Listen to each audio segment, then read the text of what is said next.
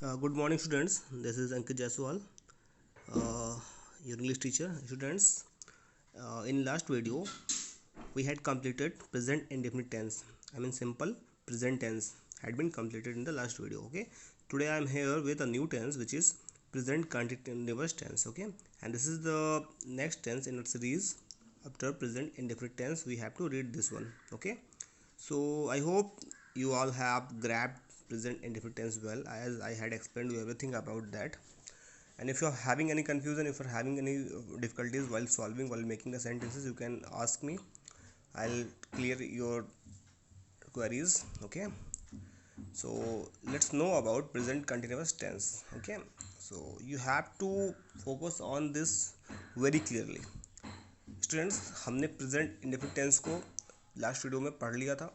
इस वीडियो में हम प्रेजेंट कंटिन्यूअस टेंस को स्टार्ट करेंगे. और प्रेजेंट इंडेफिनिट ने सिंपल प्रेजेंट पढ़ने के बाद आपका जो नेक्स्ट सीरीज में जो टेंस आता है वो प्रेजेंट कंटिन्यूअस टेंस होता है. और ऑलरेडी मैंने आपको रिवाइज करवा दिया है, बट आज थोड़ा सा मतलब पढ़ा दिया था, आज रिवाइज करेंगे हम लोग.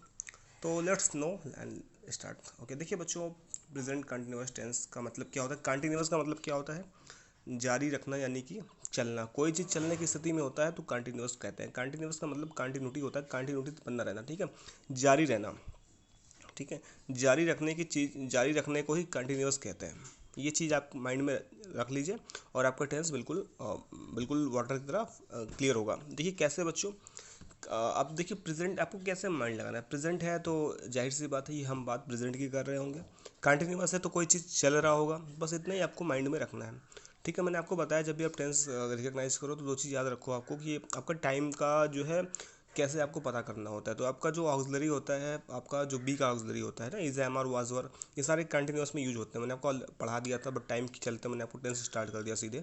ठीक है, तो आपका ऑक्सिलरी जो बी होता है उसी का जो आपका जो फर्स्ट जो आपका ऑक्सिलरी बी का जो प्रेजेंट फॉर्म होता है, इज, एम, आर, वही आपका यूज होता है इसमें. ठीक है, तो देखिए प्रेजेंट कंटिन्यूअस टेंस होता क्या है, पहले तो आप डेफिनेशन देख लीजिए. द प्रेजेंट कंटिन्यूअस, देखिए the present continuous also called present progressive, इसको हम प्रेजेंट प्रोग्रेसिव भी कहते हैं. ठीक है बच्चों, द प्रेजेंट कंटिन्यूअस को हम प्रेजेंट प्रोग्रेसिव भी कहते हैं. देखिए वर्ब टेंस, इसको वर्ब टेंस भी कहते हैं, which is use to show that an ongoing action is happening. कोई काम चल रहा है, ठीक है, जैसे कि उस मोमेंट पे चल रहा है, ठीक है, या फिर होने वाला है. तो एक्चुअली इस जो है नियर फ्यूचर में आप करने वाले हो.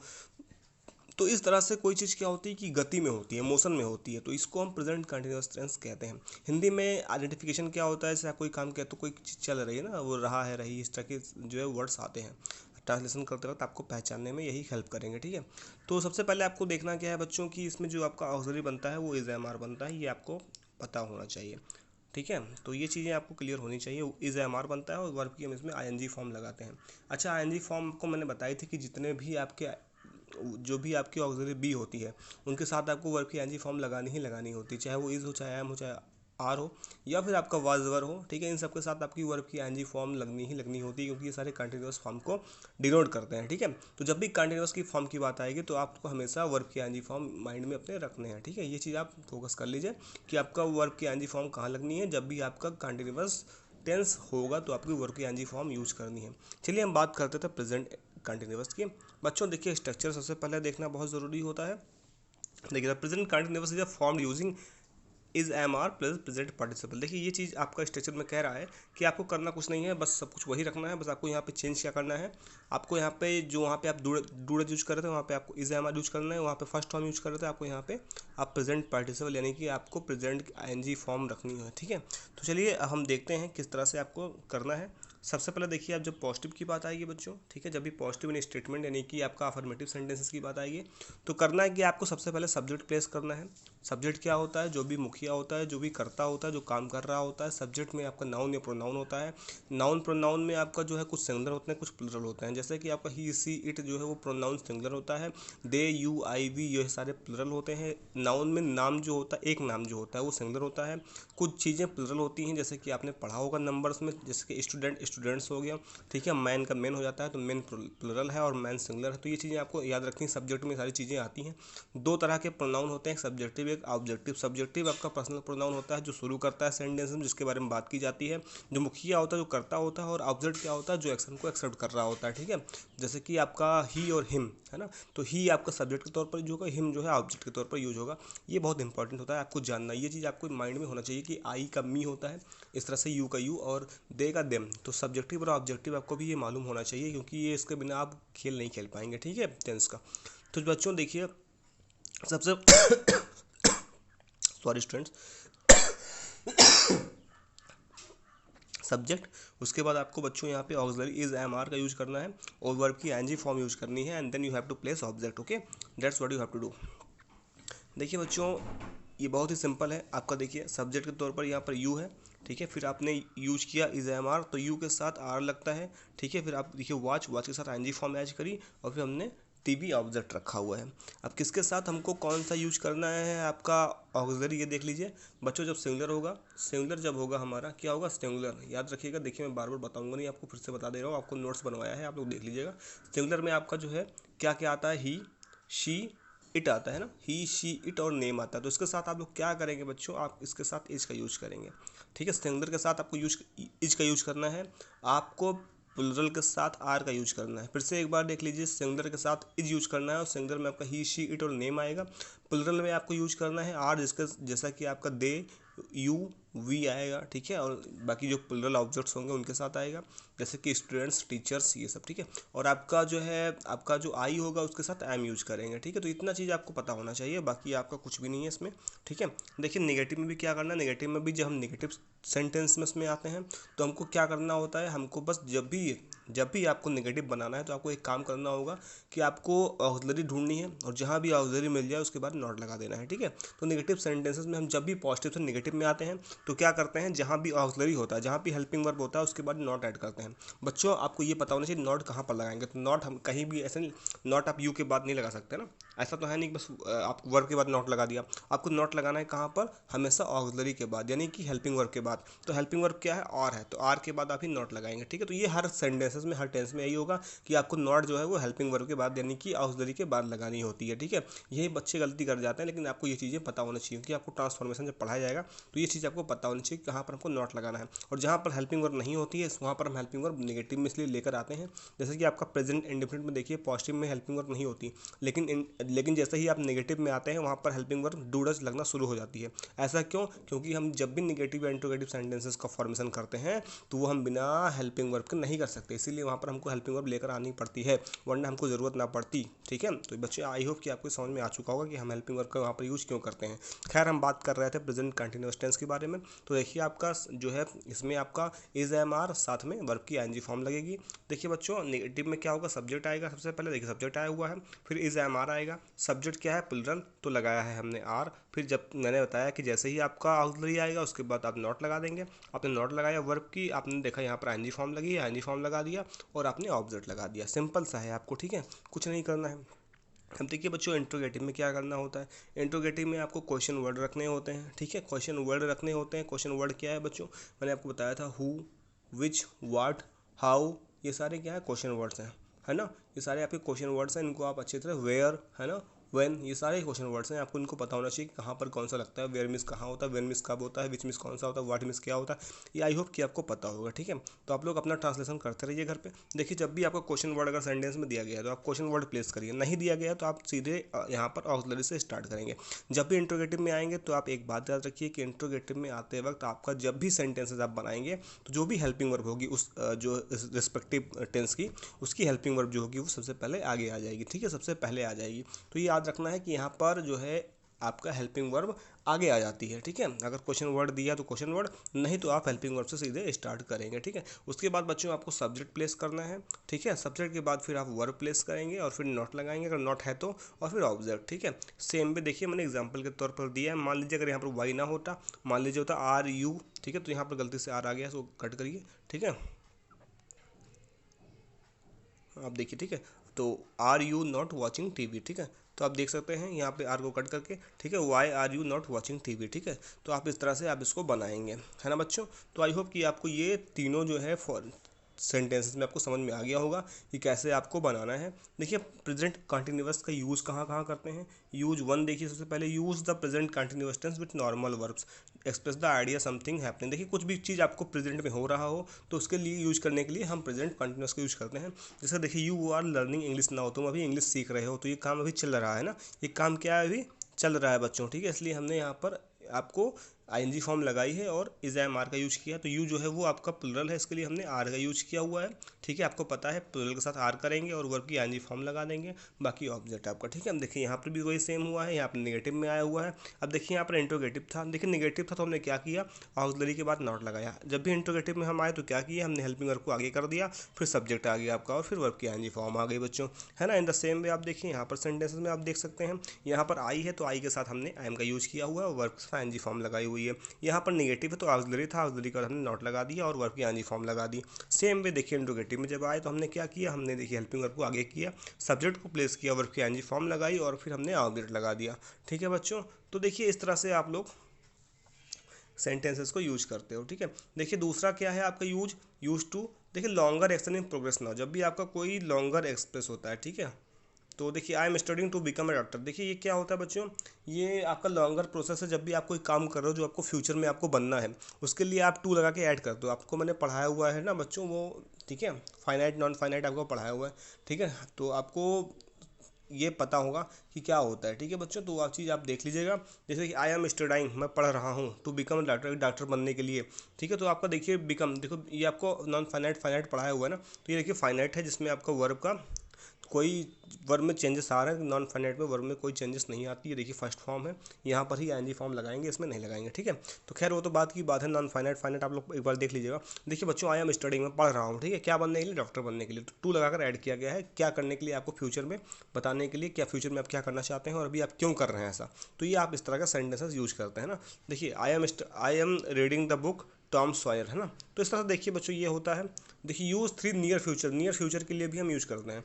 जैसे I am meeting some friends after, देखिए जैसे कि I am going to meet you on Monday, मैं आपसे मंडे को मिलने जा रहा हूँ। अब काम तो हम फ्यूचर में करने जा रहे हैं, बट किस तरह से हमने उसका यूज़ किया है, हमने उसका प्रेजेंट कंटिन्यूस के तौर पर यूज़ किया हुआ है। अब जा रहा हूँ, ठीक है, मैं आपसे मंडे को मिलने जा रहा हूँ, हम मिलेंगे तो मंडे को, बट हम बता कैसे रहे हैं, प्रेजेंट कंटिन्यूस के फॉर्म में बता रहे हैं। तो इसलिए आपका नियर फ्यूचर में भी यूज करने के लिए हम प्रेजेंट कंटिन्यूस टेंस का यूज करते ही करते हैं, ठीक है। जैसे कि मैं अपने बर्थडे पर लंबी पार्टी देने जा रहा हूँ, ठीक है। तो काम तो हम फ्यूचर में करेंगे, बट हम रहा रही की बात कर रहे हैं तो प्रेजेंट कंटिन्यूस में हो गया, ठीक है। तो I am going to organise a grand party on my birthday, है ना। तो इस तरह से आपका ये हो जाएगा। तो इस तरह से बच्चों आप देख लीजिएगा, इसके यूजेस सारे हैं, ठीक है। एग्जाम्पल भी मैंने आपको इस नोट्स में दे दिए हैं, ये नोट्स मैं आपको प्रोवाइड कर दूंगा अभी, ठीक है, आप देख लीजिएगा। चलिए कुछ और हम इमेज के थ्रू देख लेते हैं, जो हमारा इमेज मैंने आपको बताई है, ये देखिए बच्चों, you can see the images है, ठीक है। ये देखिए आपका बच्चों, ये प्रेजेंट कंटिन्यूअस टेंस है बच्चों। ये देखिए present continuous tense indicate an action which is in progress at a time of speaking, ठीक है। देखिए बोलते समय जो भी होता है स्पीकिंग के टाइम पर वो क्या होता है, आपका काम चल रहा होता है। देखिए आई एम स्टार्टिंग, मैं शुरुआत कर रहा हूँ, आई एम नॉट स्टार्टिंग, है ना। देखिए आई एम नॉट स्टार्टिंग, मैं शुरुआत नहीं कर रहा हूँ। और फिर क्या, जब भी आप इंट्रोगेटिव में जाएंगे तो क्या हो जाएगा, यही चीज़ आगे आ जाएगा ना, आई स्टार्टिंग हो जाएगा ना। देखिए बच्चों इस तरह से आप देख सकते हैं, यहाँ पर कुछ है नहीं, यहाँ पे आपका बिल्कुल सिंपल सा टेंस है ये, यहाँ पर आपको बहुत ज़्यादा सोचने की ज़रूरत नहीं है, आप आसानी से इसको कर सकते हो अगर आप ट्राई करो घर पे, ठीक है बच्चों।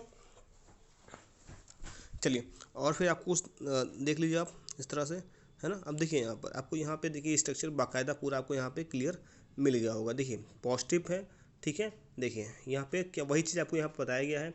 यहाँ पे देखिए सब्जेक्ट के बाद आपका ऑक्सिलरी और फिर वर्ब की आईएनजी फॉर्म, सिंपल तौर पर यहाँ बताया गया है, मैंने आपको ऑलरेडी एक्सप्लेन कर दी वो चीज़ें, ठीक है। वही चीज़ यहाँ पर बताई गई है ना। तो आप बार बार यहाँ पर कई आपको मेथड दिए गए हैं, आप लोग देख सकते हैं। देखिए यहाँ पर, है ना। देखिए uses describe something which is happening at the exact moment of speech, जब भी कोई चीज़ बोलते वक्त, जब आप बोल रहे हैं तो वो काम उस वक्त हो रहा होगा ना, या प्रेजेंट में कोई काम हो रहा होगा, तो उसके लिए आप प्रेजेंट कंटिन्यूअस का यूज करते हैं। जैसे देखिए एग्जांपल के तौर पर, gym is watching television at the moment, gym अभी इस मोमेंट पे क्या कर रहा है, टेलीविज़न देख रहा है, ठीक है बच्चों। तो इस तरह से आपका होता है, ठीक है बच्चों। तो इस तरह से आप लोग कर सकते हैं, सॉरी स्टूडेंट्स, ठीक है। तो इस तरह से आप लोग कर सकते हैं बच्चों, ये है आपका जो है एग्जाम्पल्स, ओके जो स्टूडेंट्स। अब देखिए दूसरा यूसेज क्या है, describe an action that is taking place now but not at the exact moment of speech. ठीक है, कह रहा है जो कोई ऐसा काम जो अभी हो रहा है, ठीक है, लेकिन बोलते वक्त नहीं हुआ था लेकिन अभी हो रहा है। जैसे कि John is working in London, John London में काम कर रहा है। तो जॉन लंदन में काम करने का मतलब क्या है, मतलब काम तो कर रहा है लेकिन ऐसा तो नहीं अभी तुरंत काम कर रहा होगा वो, है ना। बोलते वक्त मैं बोल रहा हूँ कि भाई जॉन जॉन जो है लंदन में वर्क कर रहा है, तो इसका मतलब क्या अभी कर नहीं रहा है, उसको तो अभी सो रहा होगा। लेकिन हाँ, लंदन में काम कर रहा है मतलब लंदन में काम करता है बेसिकली, है ना। तो वही चीज़ हम लोग ऐसा बोलते हैं। ठीक है, अब देखिए, describe an event plan in future, कोई फ्यूचर में जब कोई इवेंट होने वाला होता है बच्चों, तो उसके लिए भी हम यूज करते हैं। जैसे मैंने आपको बताया कि मैं अपनी बर्थडे पर पार्टी देने जा रहा हूँ, ठीक है, तो ये सारे क्या होते हैं, फ्यूचर में हम इवेंट में उसको करने वाले हैं ऑर्गेनाइज, तो भी हम उसको हम प्रेजेंट कंटिन्यूस के तौर पर यूज करते हैं। To describe are temporary situation, किसी सिचुएशन को, टेम्प्रेरी सिचुएशन को डिस्क्राइब करने के लिए भी हम प्रेजेंट कंटिन्यूस का यूज करते हैं। जैसे I am staying with a friend for few days, जैसे मैं कुछ दिनों से अपने दोस्त के साथ ठहर रहा हूँ। ठीक है, अब देखिए, to emphasise the frequency of an action. ठीक है, जब भी कोई एक्शन हो रहा हो उसको एम्फसाइज करने के लिए, उसको ऊपर प्रेशर डालने के लिए, है ना, बार बार। The child is always crying for no good reason, ठीक है, बच्चा हमेशा बेवजह रोता रहता है। ठीक है, तो यहाँ पर देखिए ये सारे क्या है, इस तरह से आप इसको यूज कर सकते हैं ना। चाइल्ड इज ऑलवेज क्राइंग, बच्चा हमेशा रो रहा है। ठीक है, तो इस तरह से आप यूज कर सकते हैं इनका भी। तो ये चीज़ें बात की हैं, जब आप थोड़ा सा ग्रो करोगे, अभी तो फिलहाल आपको ये जानना जरूरी है कि प्रेजेंट कंटिन्यूस का यूज हम करते इसलिए हैं, कोई चीज़ जो है जारी है, चल रहा है और प्रोग्रेसिव फॉर्म में है, इसीलिए उसको हम यूज करते हैं, इसीलिए उसको हम प्रोग्रेसिव टेंस भी कहते हैं। ठीक है, तो आपको ये दो चीज़ समझ में आ गई होगी कि जब भी हम प्रोग्रेसिव कोई भी चीज़ होता है, चल रहा होता है, वो प्रेजेंट में होता है, तो उसको हम प्रेजेंट कंटिन्यूस टेंस कहते हैं। इसमें हम क्या करते हैं, आईएनजी फॉर्म लगाते हैं। आईएनजी फॉर्म क्यों लगाते हैं, क्योंकि आईएनजी फॉर्म जो होता है वो हमारे काम को चलता हुआ यानी कि प्रोग्रेस में डिनोट करता है। ठीक है, तो आपका जो है, आपको इज एम आर लगाना है, इज लगाना है सिंगुलर के साथ, आर लगाना है प्लूरल के साथ, और आई के साथ लगाना है एम, और वर्ब में आईएनजी फॉर्म जोड़ना है बच्चों। ठीक है, ये करना है आपको। पॉजिटिव में जब होंगे तो आपको सब्जेक्ट पहले प्लेस करना है, नेगेटिव में आपको हेल्पिंग वर्ब के बाद नॉट लगाना है, और इंटरोगेटिव में आते ही आपका हेल्पिंग वर्ब आगे आ जाएगा। ठीक है बच्चों, तो ये चीज़ें आपको बिल्कुल फोकस कर लीजिए। आप लोग रूल्स और जितने भी आपको मैंने स्ट्रक्चर्स बताए हैं उनके अकॉर्डिंग आप लोग सोल्यूशन बनाते रहिए, सेंटेंसेस बनाते रहिए। ठीक है, आज मैं आपको भी ये सारे आपके जो नोट्स हैं मैं आपको सेंड कर देता हूँ ग्रुप में, साथ में कुछ एक्सरसाइजेस अभी आपको सेंड करूँगा मैं टिल इवनिंग। ठीक है, आप लोग तब तक प्रैक्टिस कर लीजिए अच्छे से, ताकि आपको एक्सरसाइजेस जो है वो आपको सॉल्व करके मेरे पास सेंड करने हैं। बट वन मोर थिंग, आप लोग में से बहुत सारे लोग एक्सरसाइजेस मुझे सोल्यूशन सेंड नहीं करते हैं, that is not good thing. आप सभी को सोल्यूशन सेंड करना है बच्चों, एक दो बच्चों को सोल्यूशन सेंड करने से कोई मतलब नहीं बनता है। ठीक है, आप लोग अगर अभी से पढ़ाई नहीं कर रहे तो आपके आने वाले टॉपिक्स आपको समझ में नहीं आएंगे, इसलिए मैं बार बार इसका रिवीजन करवा दे रहा हूँ। मैं स्टार्ट कर सकता था डायरेक्ट आपका कोई भी बड़ा टॉपिक, बट मैंने नहीं स्टार्ट किया क्योंकि मैंने सोचा आपको पहले रिवीजन करवा देता हूँ। ठीक है, तो आप लोग को रिवीजन करवा रहा हूँ तो आपका भी कहीं ना कहीं थोड़ा सा तो भाई ऑब्लिगेशन है कि आप लोग थोड़ा सा मुझे करके दीजिए जो भी सोल्यूशन आप लोग, अगर मैं आपको इतना एफर्ट लगा रहा हूँ तो आप लोग कम से कम 50-100 सेंटेंसेस तो सॉल्व कर सकते हैं डेली के डेली बेसिस पे। आप लोग करिए, आप लोग स्ट्रक्चर बनाइए, आप लोग देखिए आपके पास बुक भी है, अब तो आप लोग के पास आपकी बुक है, तो आप लोग बुक से सॉल्व करिए। ठीक है, आप लोग बुक से सॉल्व करिए बच्चों, आपको अभी बुक से सॉल्व करके कोशिश करना है कि आप लोग बुक से ही सॉल्व करें। ठीक है, तो that's what you have to do. बाकी आप लोग कोई प्रॉब्लम आती है, कोई कन्फ्यूज़न आपको फेस होता है, कोई लगता है कि सर इसमें थोड़ी सी कन्फ्यूज़न है या थोड़ा सा डिफ़िकल्टीज हो रही है, तो आप लोग बेहिचक मुझसे पूछिए, मैं आपको सोल्यूशन दूंगा। बट आप लोग प्रैक्टिस करिए, प्रैक्टिस इज़ मस्ट, आपके बुक में दिया गया है, आप लोग बुक से प्रैक्टिस कर लीजिए। ठीक है, नेक्स्ट मोमेंट पे हम लोग प्रेजेंट परफेक्ट को पढ़ेंगे। ठीक है बच्चों, और थोड़ा सा जल्दी जल्दी पढ़ने की कोशिश करेंगे, हो सकता है मैं आपको नेक्स्ट में प्रेजेंट परफेक्ट और प्रेजेंट परफेक्ट कंटिन्यूस दोनों पढ़ा दूँ, ताकि टाइम नहीं है हमारे पास और जल्दी से जल्दी, ठीक है, हम लोग विद इन द टाइम हम लोग पढ़ सकें और आगे हम लोग एक्टिव पैसिव शुरुआत कर सकें, ताकि हमको उसके लिए भी समय मिल जाए। ठीक है बच्चों, तो आई होप आप लोग का भी इसमें एफर्ट काम आएगा। अगर आप लोग एफर्ट नहीं लगाओगे तो मैं खुद भी कितना ही करता रहूँगा, आप लोग को नहीं आ पाएगा। आप लोग का काम है कि आप लोग वीडियोस देखिए, आप लोग पीडीएफ में सेंड कर रहा हूँ उसको देखिए, आप लोग प्रैक्टिस करिए घर पर। ठीक है बच्चों, जितना प्रैक्टिस आप करोगे, जितना हार्ड प्रैक्टिस करोगे, उतना ही आपको आने वाला है। ठीक है बच्चों, सो आई होप कि आपको ये सारी बातें समझ में आ रही हैं। अगर आपको कोई डाउट है, लगता है कि सर कहीं प्रॉब्लम हो रही है, तो आप लोग विदाउट एनी हेजिटेशन आप लोग पूछिए बच्चों। ठीक है, पूछना बहुत ज़रूरी है, कंसल्ट करना बहुत ज़रूरी है, बिना कंसल्ट करे, बिना कोई चीज़ डिस्कस करे आपको नहीं आएगी। जैसे कि मैंने आपको प्रेजेंट आपका इंडिफिनिट बताया था, तो उसमें 2-3 बच्चों ने मुझे रिप्लाई दिया था। ठीक है, उसमें से कुछ ऐसा हार्ड दिया नहीं था मैंने आपको, कुछ आपको एक्सलरी फिल करने को दिया था, बट कुछ बच्चों ने ही किया था उसमें। ठीक है, बट कुछ बच्चों ने उसको, अगर आपको नहीं भी आ रहा, आपको लगता है सर इसमें थोड़ा सा मुझे नहीं आ रहा, तो भी आप जो भी आपको आ रहा है वो सेंड करो। ठीक है, आप प्रैक्टिस तो करोगे एटलीस्ट उसी बहाने, बट आप करो। ठीक है, सो बच्चों आई होप कि आपको ये टॉपिक समझ में आया है। और आप लोग कम से कम आज कितने सेंटेंस बनाओगे? आज आपको खुद से 100 सेंटेंसेस बनाने हैं, ठीक है। आपके पास एक हफ्ते का टाइम होता है। आप लोग रोज़ भी अगर बनाओगे 20 सेंटेंसेस तो भी आपका हो जाएगा, ठीक है, 1 वीक में। So you have 1 week, you have to make at least 100 sentences, ठीक है, 20 sentences on daily basis and till the weekend you will be completed 100 sentences, okay. So बच्चों आपको करना है and at any cost you have to do. अगर कोई problem है तो मैं फिर से बोल रहा हूँ, आप लोग कंसल्ट करिए, बट हाँ सेंटेंसेस बनाइए, टेंस को अच्छे से रिवाइज करिए, okay students. So that's all for today, thank you so much, have a good day ahead.